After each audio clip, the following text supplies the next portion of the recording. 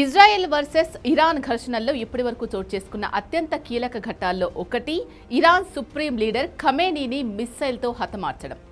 ఆయన తర్వాత ఇరాన్ రాజకీయాల్లో అత్యంత శక్తివంతమైన వ్యక్తిగా ఎదిగిన ఆయన కుమారుడు ముజ్తబా ఖమేనీ ఇరాన్ సుప్రీం లీడర్గా బాధ్యతలు చేపట్టారు. అయితే ముజ్తబా ఫిబ్రవరిలో జరిగిన భీకర క్షిపణి దాడుల నుంచి త్రుటిలో ప్రాణాలతో బయటపడడం ఇప్పుడు ప్రపంచవ్యాప్తంగా సంచలనంగా మారింది. తన తండ్రి ఇరాన్ సుప్రీం నేతగా ఉన్న అయతుల్లా అలీ ఖమేనీ మరణించిన అదే దాడిలో ముజ్తబా ఎలా తప్పించుకున్నారు అనే అంశంపై సంచలన విషయాలు వెలుగులోకి వచ్చాయి.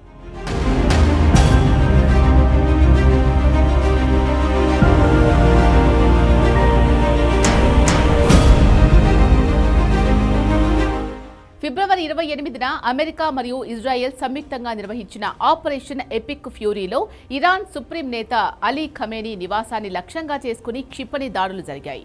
ఈ దాడిలో అలీ ఖమేనీతో పాటు ముస్తబా భార్య, వారి సంతానం, ఇతర కుటుంబ సభ్యులు అక్కడికక్కడే మరణించారు. ఈ దాడి ఎంత భీకరంగా జరిగింది అంటే అక్కడున్న భద్రతా అధికారులు, ఇతర సిబ్బంది మృతదేహాలు గుర్తుపట్టలేనంతగా ఛిద్రమయ్యాయి. దాడుల తీవ్రతకు మృతదేహాలు శరీరపు ముద్దలుగా మారిపోయాయని ప్రత్యక్ష సాక్ష్యాలు వెల్లడిస్తున్నాయి.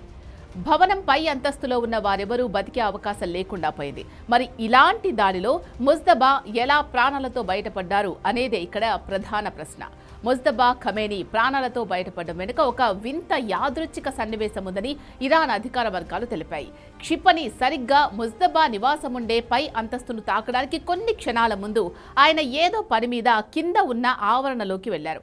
ఆయన లోపలికి తిరిగి వెళ్దామని అడుగు వేసే సమయానికే క్షిపణి భవనాన్ని ఢీకొట్టింది. ఆ కొద్ది సెకండ్ల టైం ఆయన ప్రాణాలు కాపాడింది.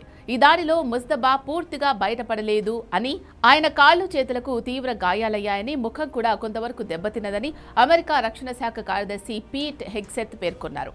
తండ్రి మరణం తర్వాత మార్చి 8న ముజ్తబాను ఇరాన్ నూతన సుప్రీం లీడర్గా ప్రకటించారు. అయితే బాధ్యతలు చేపట్టినప్పటి నుంచి ఆయన బహిరంగంగా ఎక్కడా కనిపించలేదు.